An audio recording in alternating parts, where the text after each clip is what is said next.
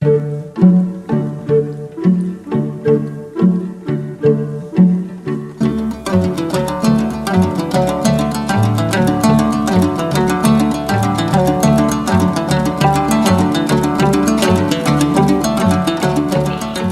Нуркожоевичтин жакын туугандары менен чогуу камакка алынганын канчалык мыйзамдуу жана мыйзамсыз көрүнүш бар жана ошондой эле кандай сыр катылгандыгына бизге саясатчы катары түшүнүп бере аласызбы? Фейсбукта ачсаңар менин кайрылуум турат. Көрдүңүздөрбү? Садырдын камалгандыгы боюнча, башкалар боюнча, балдарынын сабалгандыгы боюнча кайрылдым мен. Барыңар көрдүңүздөр да. Ошол эле сөздөрүмдү кайталайм мен. Туура эмес. Туура эмес, дагы бир жолу айтам, туура эмес. Атасы менен мамилең болсо, мыйзамдын чегинде эсептеш, балдарына тийбе. Жана чай үстүндө дагы айттым мен. Ошол балдарын сабаган ким? Өзүбүздүн кыргыздар. Аман болсун. 3 учурда каргыш каттуу тиет. Кайсы учурда?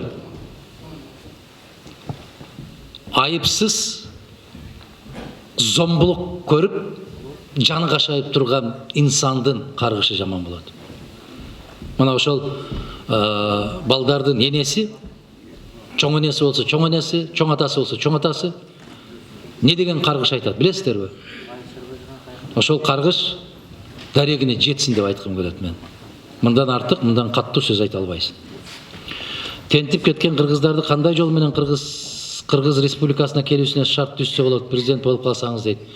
Иш менен камсыз кылсаң эле түзөт. Бирок экинчи жагы дагы бар. Экинчи жагы бар. Таптакыр эле жумуш жок деп калганга мен кошула албайм. Мен жана айттым, азыр да кайталап коеюн. Москвада да айттым эле. Эмнеге биздин жигиттер менен биздин кыздар ошол жакка басып, акча таппай атабыз, акча жок, иш жок деп келе берет дагы. А башка жактан келгендер бизден керемет акчаларды табышып атат, эмнеге? Миңдеген Кытайлар, миңдеген уйгурлар, миңдеген ирандар, миңдеген түрктөр келип таап атышат. Кайдан? Издесе табат. Адам ачка калбайт. Бирок эми азыр аны айтсаң, кып-кызыл жаман көрүнөсүңөр да силерге. Ар кандай себептери бар. Бул жерде биринчи кеткен каталык мамлекеттин каталыгы. 95 жылдарында да айтканбыз. Завод, фабрикалар менчикке берилбеш керек.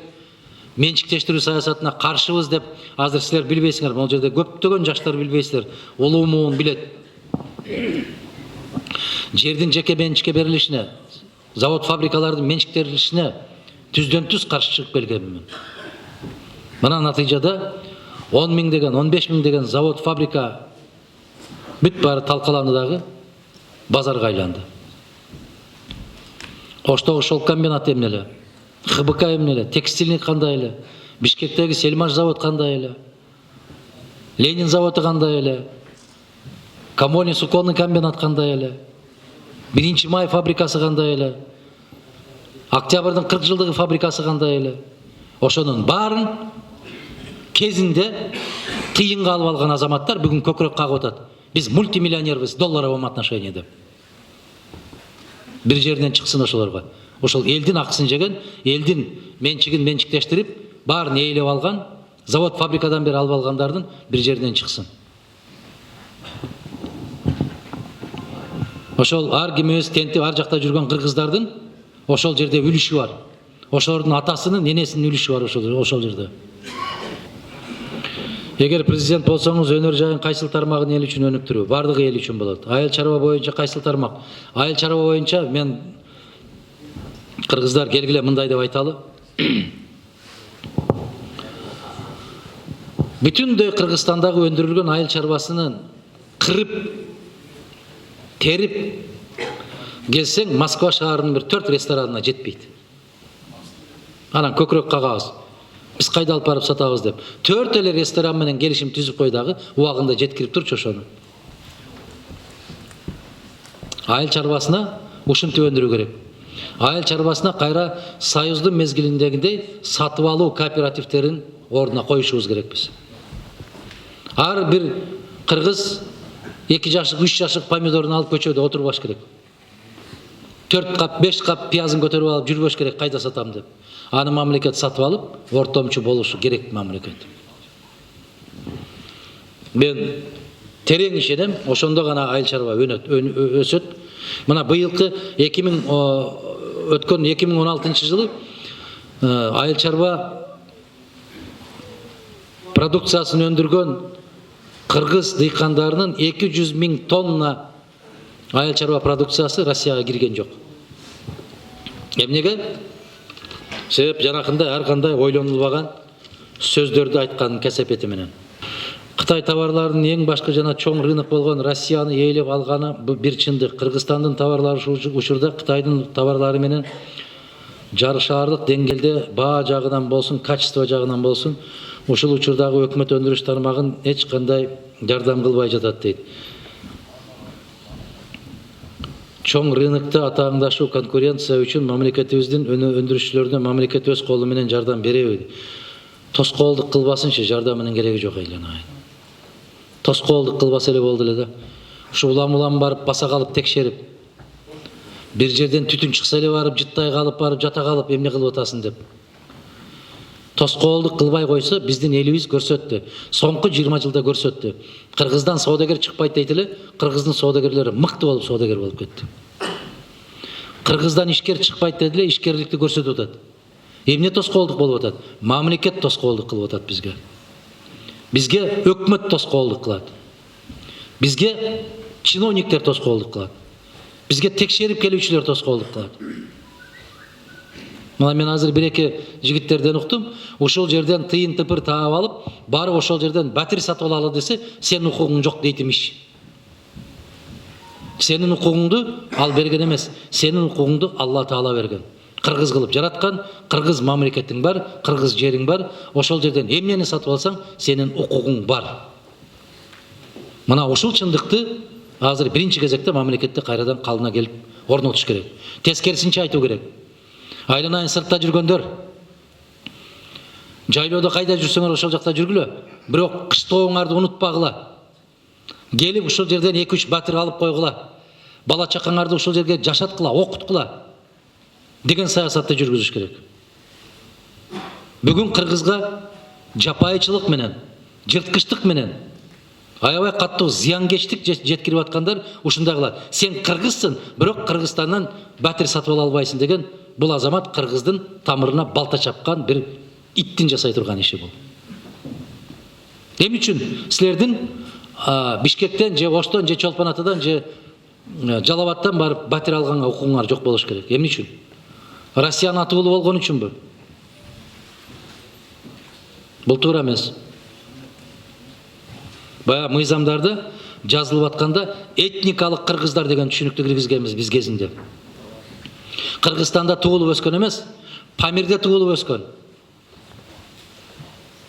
Пакистанда туулуп өскөн. Түркияда туулуп өскөн, Кытайда туулуп өскөн кыргыздар келем деген болсо кучак жайып тосуп алышыбыз керек биз.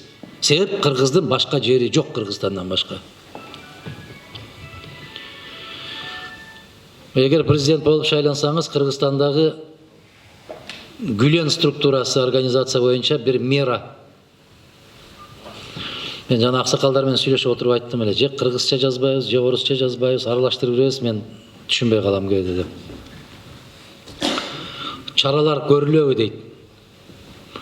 Гүлен эмес, башка мамлекетке тиешеси бар, мамлекетке зыян келчү, кыргыздын каада салтын, кыргыз касиетин, кыргыз наркын буза турган, таасир эте турган уюмдар болгон болсо, алардын баарын өзүнө жараша чаралар көрүлүшү керек. Бир эле структура эмес.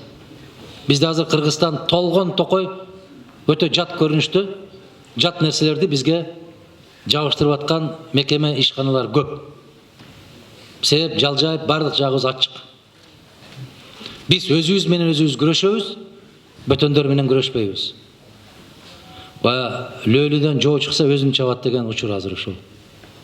Ассаламу алейкум, алейкум ассалам. Менин суроом, эгер сиз президент болуп калсаңыз, Садыр Жапаровду премьер-министр кылат белеңиз. Аны мен чечпейм. Бул суроо мындай берилиши керек. Садыр Жапаров Кыргыз өкмөтүнүн премьер министрлигине жарай турган жигитпи десеңер, мен жарай турган жигит деп жооп бере алам.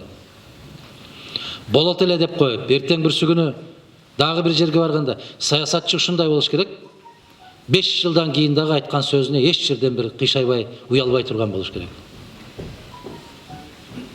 Жарай турган азамат. Кээ бир азыркы иштеп аткандардын 5-өөнү бириктирсең, 5-өөнүн артык болчу азамат. Андан күмөн жок.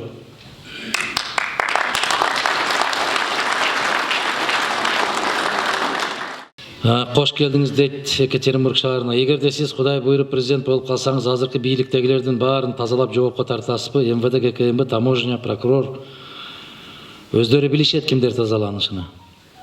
Ошон үчүн ушундай сөздөрдү чыгарышат. Ар кандай сөздөрдү чыгарышат.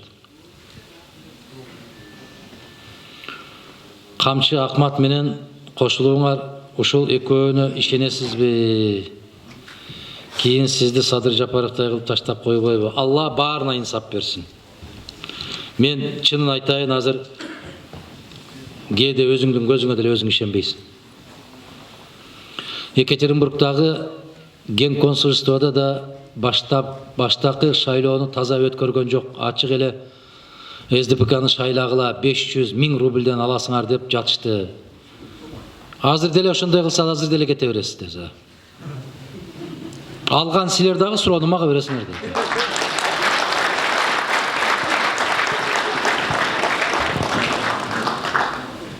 Кыйнап атабы барып, чөнтөгүңө салып коюп атабы ошону. Жүгүрүп атасың да, өзүң кыргыз жүгүрөсүң да ошого. Аксакалың шорпого жүгүрөсүң. Жаштарың дискотекага жүгүрөбүз. А могу балдар 500 Анан ар бир шайлоодо мага ишендирип айтышат.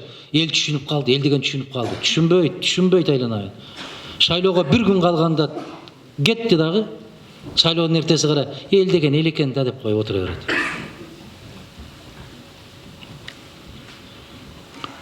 Анан бизди коркутат деген шылтооңар бар. Коркутуп эмне урнага кошо кирип атабыз силер менен. Урнага киргенде жалгыз Алла көрүп турат, анан өзүң билесиң. Ай жигиттер, бир жака кеткенде билдирбейбиз десек, билдирбей эле коюп атабыз го.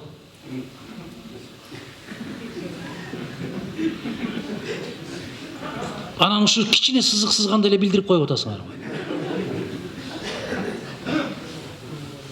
Шылтоо издегенде айланай шылтоо. Келип элдин мигранттардан кабар алганыңыз үчүн чоң рахмат. Кудайдан тилеп жатабыз. Сиз Кыргызстандын президенти болушуң Алла жолуңузду берсин. Рахмат. Суранарыбыз, артка кайтпаң. Биз сизди колдойбуз. Мигрант дейт. Ошо мигрант деген сөздү мен сиздерден суранам, колдонбогула. Силер ушу мигрант деген сөздү колдонуп, жаш балдар, кыздар, мына биздин балдарыбыз, кыздарыбыз, неберелерибиз ушу сөздү укпасын. Мен дагы айтам, психологиялык жактан сокко албасын алар. Мигрант деген сөз жаман болуп калат. Кийин өксүктүк оорусу пайда болуп калат. Аны эч качан чыгара албай калабыз. Биз балдардын көкрөгүнөн чыгара албайбыз. Ошону колдонбогула. Жөн эле айткыла. Биз убактылуу ушул жакта иштеп жүрөбүз. Биз көчмөнбүз. Биз көчүп жүргөнбүз. Ата бабаларыбыз көчүп жүргөн. Биз чоң аталарыбыз жүргөн жерде жүрүп атабыз. Енисайдан баштап Тянь-Шанга чейин биздин жер деп айткыла. Ушинтип көтөрүлгүлө.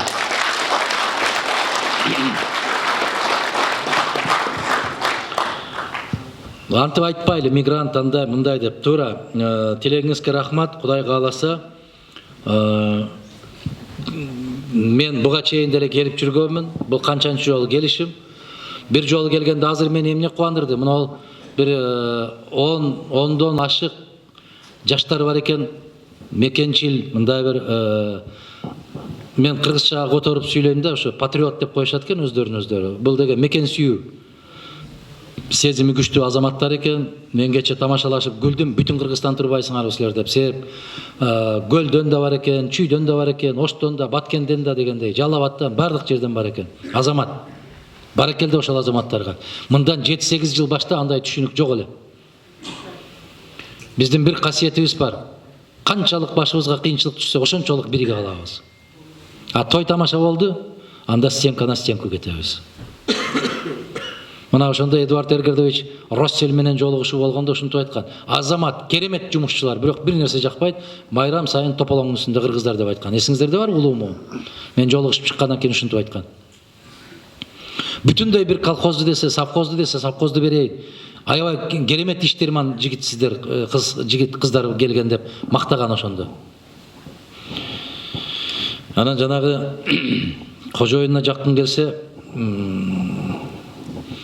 күчүгүнө сөөгөр кыт деп койгондой кылып, биз ошондой жасакерленебиз кээ бир учурларда.